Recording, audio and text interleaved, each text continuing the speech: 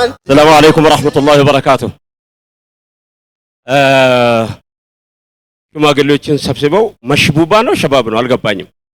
ምክንያቱም የ1987 የነበሩት ሼክ ሰዒድ እምነት በእውነት የጻፏት ክታብ ያንም ሸባብ ነበሩ ዛሬም ናቸው እንደ ጥያቄ ነው። መሽቡባ ነው ሸባብ ነው ችን ብቻ ልበልና የተከበራችሁ እዚህ የተገኛችሁትን ሰዎች ያለፉ ሰዎች ሁሉ ማክብሯት ትናንትና ላክብር አንድ አፍታ የተከበራችሁ ትናንትና የነበራችሁና ለማየት ያልታደላችሁ ይሄ ዛሬ ተወልደናል እንደ ተወለድን ለማየት ያልታደላችሁ አባቶች የተከበራችሁ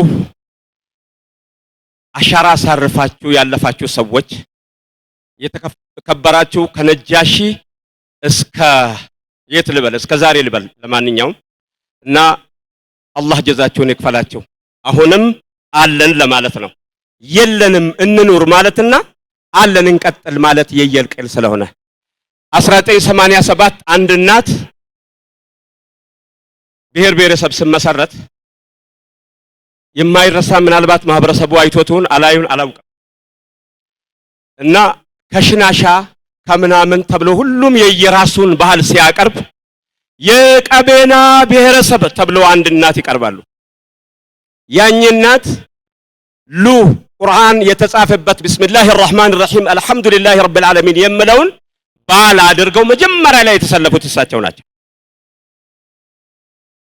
ያኝ እናት ምናልባት ካሉ አላህ እድሜያቸውን ያስረዝምልን፣ ከሌሉ አላህ ይራህማቸው። የውለታ ትንሽ ስለሌለ ትናንትናን ካላስታወስን ዛሬ መኖራችንን እንረሳለን። ምናልባት ራያን ለመንዙማ ጠብቃችሁ ተሆነ አጠብቁ ለማለት ነው።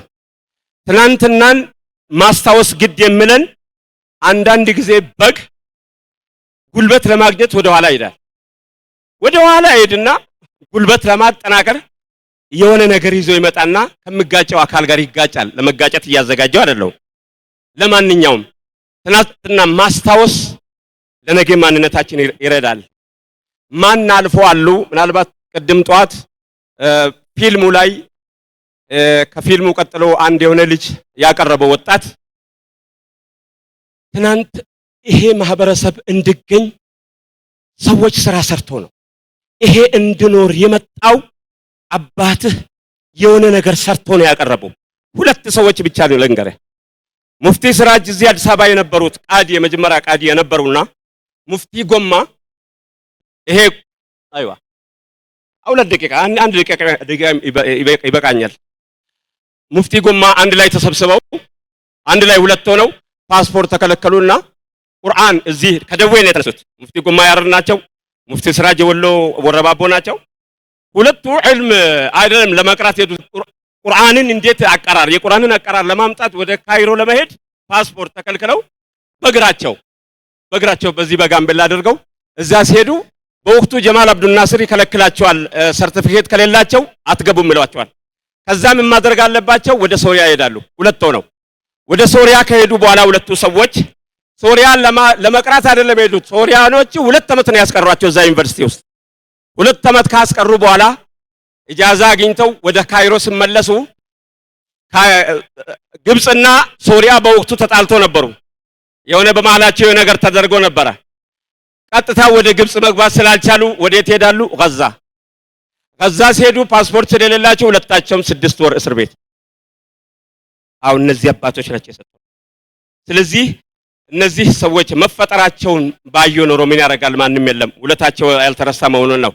ላኢላሃ ኢላላህ ብቻ ነው ሰበቡ ዶስቶሩ ምን አላህ ቁርአን ያነገቡ እንዲህ መዋደዱን የመቀራረቡን ወንድም ለወንድሙ የመተሳሰቡን በእስላም ስነ ምግባር ተላብሰው የተዋቡ ላኢላሃ ኢላላህ ብቻ ነው ሰበቡ የቀደምት ሙእሚኖች ሰሩት በአግባቡ አህመድ ሙሐበቡ አሰልጠኗቸው ወህደው ላ ሸሪከ ለው።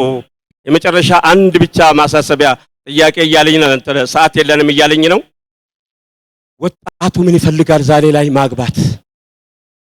ስለ ጋብቻ ቤት ከፈረሰ ውጪ ሰውን አናገኝም። እነዚህን ሰዎች እናት ናቸው የሰጡን። ጋብቻ በሀብታሞች ምክንያት የከተማው ጋብቻ በሀብታሞች ምክንያት ቀርቷል። ምክንያቱም የአዳራሽ ክራይ፣ የመንክራይ፣ የቬሎ የምናምን መመሳሰል ጋብቻን እየከለከለ ያለ ደሃው ምስኪኑ ማህበረሰብ እንዴት አርጎ ያግባ ጥያቄ ይፈጠርና ይዛችሁ ወደ ቤት ሄዶልኝ። ሁለተኛ አንዳንድ ጊዜ ሰዎች ሀብትን ሲያመሰግኑ አንዳንድ ጊዜ ድህነትን አመሰግናለሁ። አንድ ከተማ አውቃለሁ። አንድ ሱፍ አንዱ አሰፋ በደርግ ጊዜ ወላሂ 15 ሰው ነው ያገባበት። አሰላሙ አለይኩም ወራህመቱላሂ ወበረካቱ።